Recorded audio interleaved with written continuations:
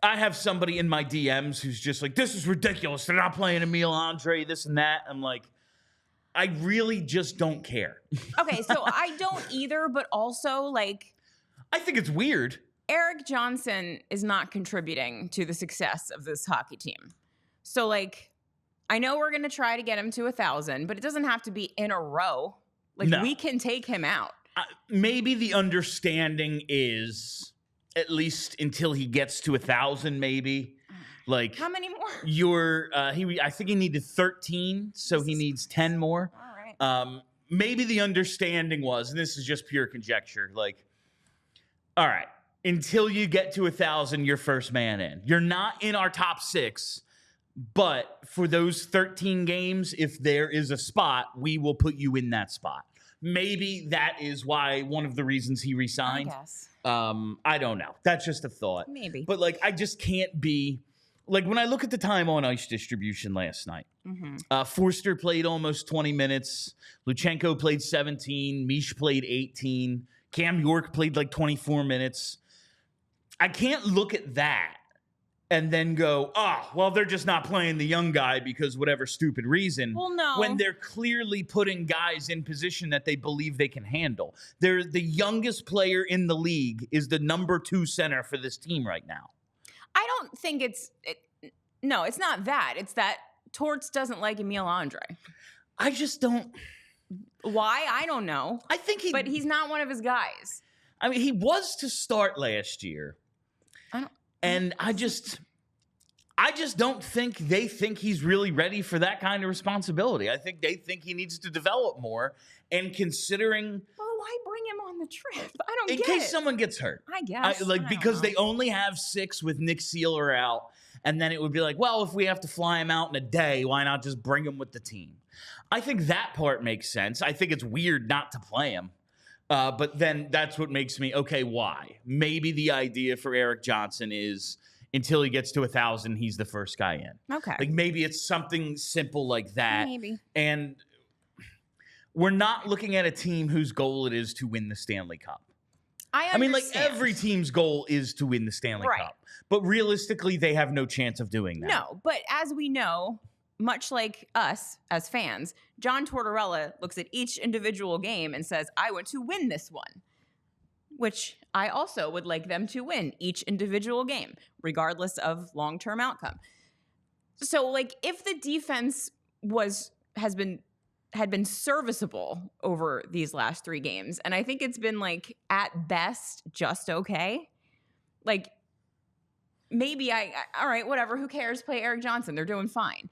But, like, it's been a little bit messy, which makes me think, like, maybe you just try something else. See what happens. Like, with last night individually, like, we can complain about Erik Johnson in the lineup, Igor Zamula, who did have an assist and played over 20 minutes. Travis Sanheim. He was not good last 21-55, -3, no points, 2 penalty minutes. Not good. If your number one defenseman is the problem, well, Emil Andrae doesn't fix that. You make a fair point. Last night would not have been solved by Emil Andrae. Overall, I think it's weird that he's on the trip and 3 out of the 4 games have been played and he's been in none of them. Yeah. I find that odd. It's weird. But I look at the rest of the lineup and I think, well, if they trust the youngest player in hockey with 5 minutes at 5-on-5 straight up against the best player in the world, there's no, like, weird bias thing going on. Like, yes, John Tortorella has weird. I don't want to put it that way. There's no, like, evidenceless bias going on. No. Like, Emil Andrae isn't playing because John Tortorella believes the 6th defenseman dressed last night were the 6th best. Yes. He could be wrong.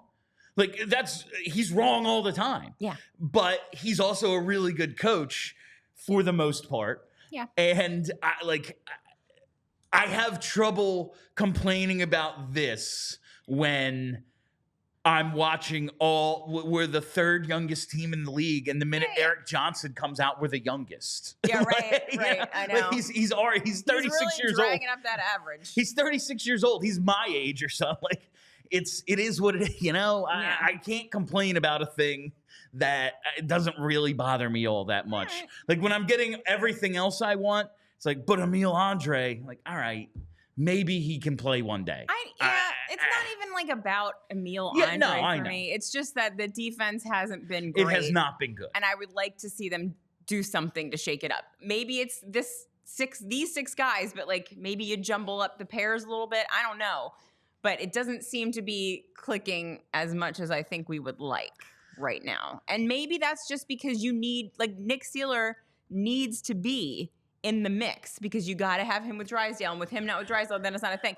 Like, think how far we have come on Nick Seeler. And honestly, like, Nick Seeler being like the linchpin of your defense is probably not a great place to be. Yeah. But like, if it's like a sum of the parts thing, like maybe it's just like all of it works better when I don't know. But something's got to happen. The defense just needs to be better on the whole. Yeah. And Team defense, the dudes, like everything needs to be better. No, and it's not just when we say the defense, like, yes, the guys who play the position defense, yeah. Obviously we're talking about them, but way too many failed clears, way too many times I'm seeing the winger on the wall just like make the wrong decision, whether it's just kind of a bad pass or they're going to skate and they skate right into traffic. Like, whatever it is, like the failed breakouts last night were a big problem. I saw Travis Sanheim, again, like, if it's your number one defenseman, I don't know what you can do about that. like, I saw him a couple of times. Yeah, he's going to have some failed clears because he is on his backhand playing the right side, and, like, he doesn't have a great backhand. But I saw him, okay, I am going to make this decision to skate the puck. And there's two guys right on the wall, and then a whole bunch of open space in the middle of the ice. And he just skated right into them like a driver who passed out behind the wheel and just fell into a bunch of other cars.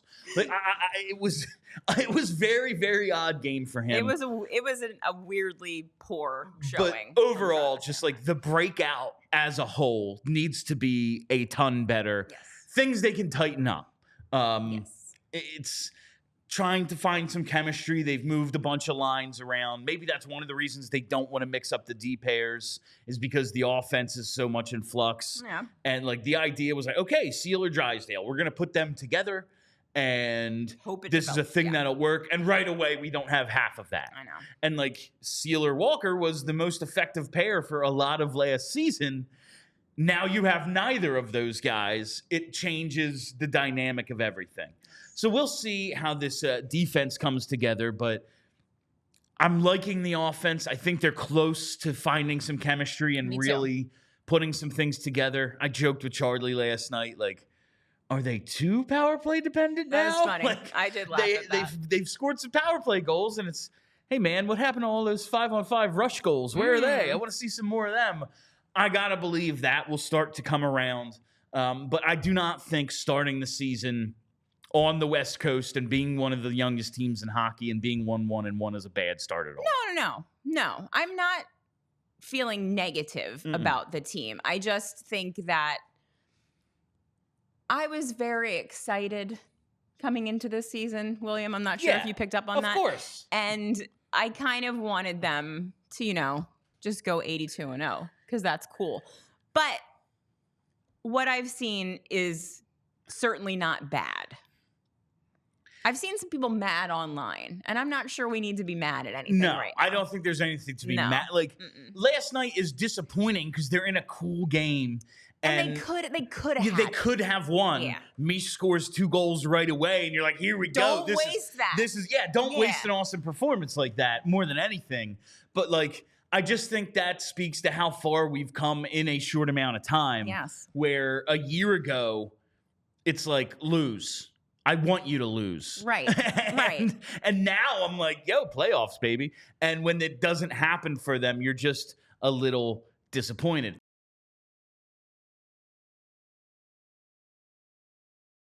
We all silly like the mayor.